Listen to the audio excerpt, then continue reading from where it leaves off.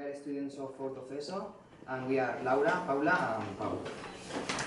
Here you can see pictures related to the tale Hansel and Gretel, because some of them represents the House of the Witch, and others had chocolate, the main ingredient of the tale.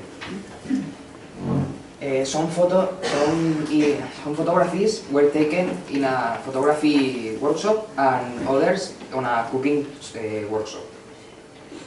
As you can see, we are going to eat hot chocolate, representing the house chocolate. Así podemos ver algunas fotografías relacionadas amb el conte Hansel and Gretel. Representen alguns dels elements de la casa de la bruixa y altres que tenen xocolata, l'ingredient principal del conte. Algunas las hicimos en el taller de fotografía y otras en el de cocina. Después beberemos chocolate, que representa la casa de chocolate de la bruja. Buenas tardes.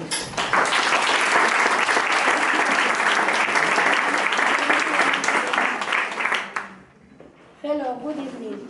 We are Sara, Nacho and Alex. In these photos you can see how we worked on the Finally project in Instagram. First, we took the photos and upload them in Instagram and interacted in English with our English teacher. Buenas tardes. Como ya sabéis, os voy a traducir lo que ha hecho mi compañero Alex. Hemos estado trabajando en un taller de Instagram que consiste en hacer fotos a los alimentos que aparecen en estos cuentos y después colgarlos en Instagram. Os voy a explicar la siguiente clase. Hicimos un taller de cocina en el que realizamos una cocina de alta gama con los ingredientes de los cuentos. Hola, el meu nom és Sara. Com ja hem contat els meus companys, hem estat treballant fa uns mesos sobre diferents contes.